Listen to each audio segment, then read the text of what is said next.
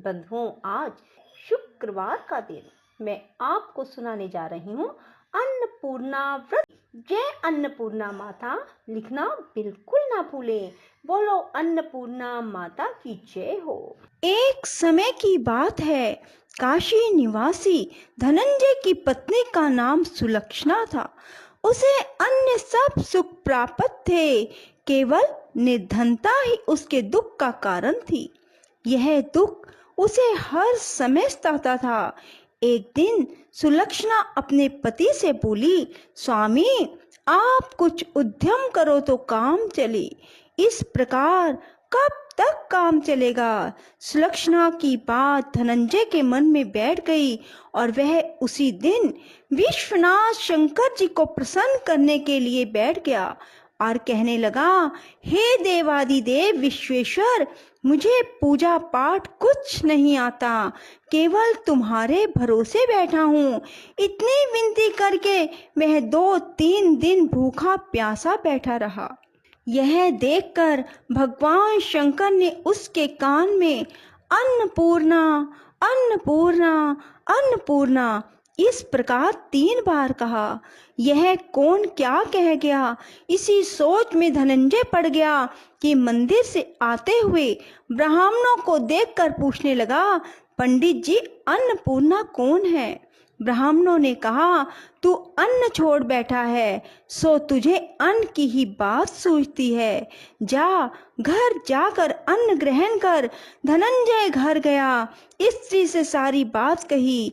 वह बोली, नाथ, चिंता मत करो, स्वयं शंकर जी ने यह मंत्र दिया है, वे स्वयं ही इसका खुलासा भी करेंगे। आप फिर जाकर उनकी आराधना करो। धनंजय फिर जैसे के तैसा पूजा में बैठ गया। रात्रि में शंकर जी ने आज्ञा दी, कहा, तू पूर्व दिशा में चला जा। वह अन्नपूर्णा का नाम जपता जाता, रास्ते में फल खाता जाता, झरनों का पानी पीता जाता। इस प्रकार कितने ही दिनों तक चलता गया। वहां उसे चांदी सी चमकती वन की शोभा देखने में आई, सुंदर सरोवर देखने में आया। उसके किनारे कितनी ही अप्सराएं झुंड बनाए बैठी थी। एक कथा कहती थी और सब माँ अन्नपूर्णा इस प्रकार बार बार कहती थी। यह अगहन मास की उजियारी रात्रि थी। आज से ही व्रत का आरंभ था।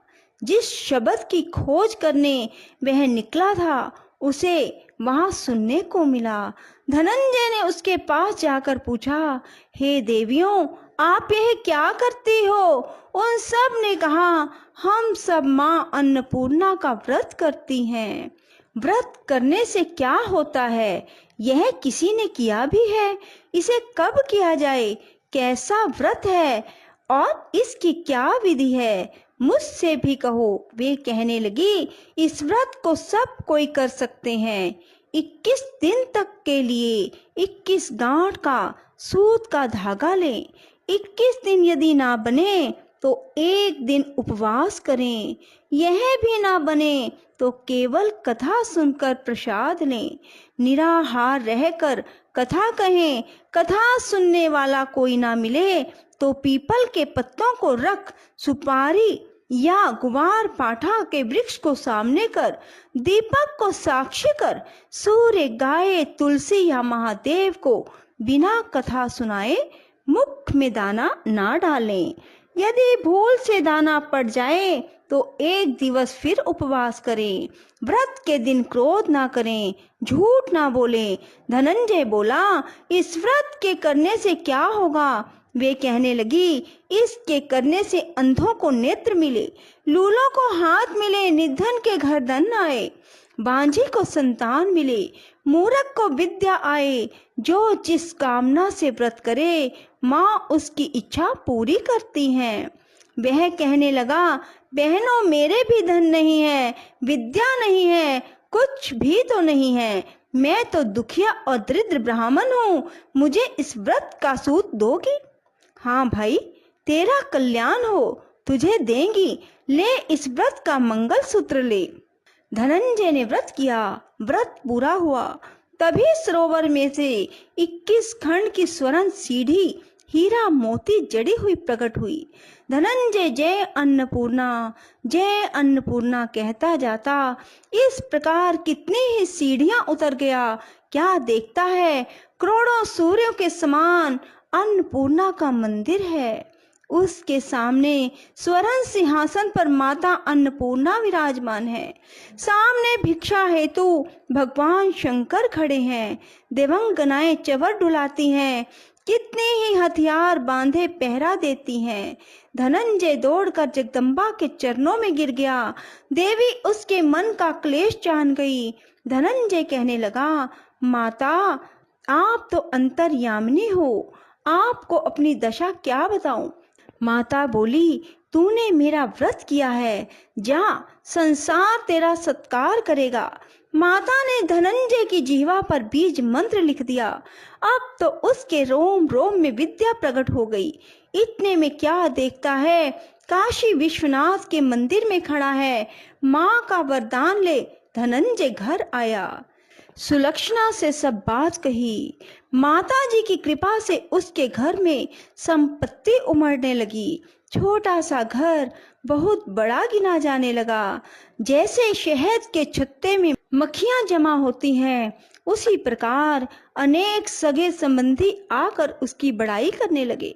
कहने लगे, इतना धन और इतना बड़ा घर, सुंदर संतान नहीं तो इस कमाई का भोग कौन करेगा।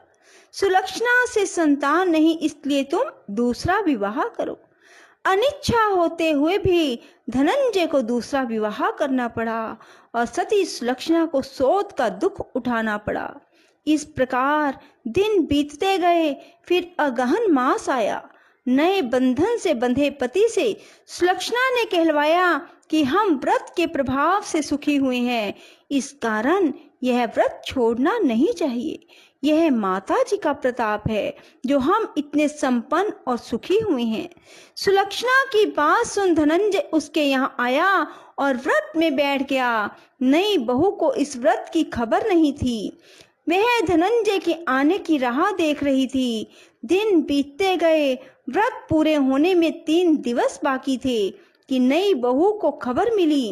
उसके मन में ईर्ष्या की ज्वाला दहक रही थी। सुलक्षणा के घर आ पहुंची और उसने वहां भगदड़ मचा दी। वह धनंजय को अपने साथ ले गई। नए घर में धनंजय को थोड़ी देर के लिए निद्रा ने आदवाया। इसी समय नई बहू ने उसके व्रत का सूत तोड़कर आग में फेंक दिया। अब तो माता जी का कोप जाग गया। घर में अकस्मात आग लग गई। सब कुछ जलकर राख हो गया। सुलक्षणा जान गई और पति को फिर अपने घर ले आई। नई बहू रूठ कर पिता के घर जा बैठी।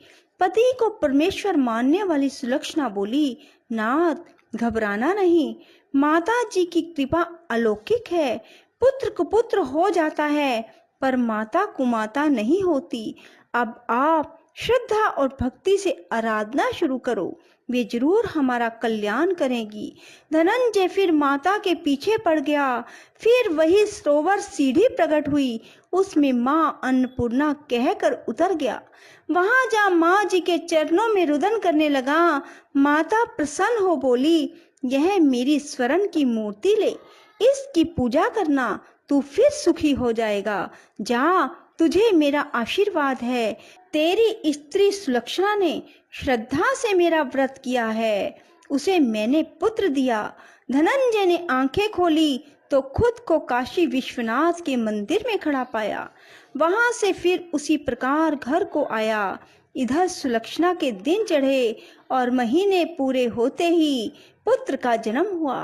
गांव में आश्चर्य की लहर दौड़ गई, मान्यता आने लगी। इस प्रकार उसी गांव के निसंतान सेठ के पुत्र होने पर उसने माता अन्नपूर्णा का मंदिर बनवा दिया। उसमें माताजी धूमधाम से पधारी, यज्ञ किया और धनंजय को मंदिर के आचार्य का पद दे दिया। जीविका के लिए मंदिर की दक्षिणा और रहने के लिए बड़ा सुंदर भवन बनवा दिया।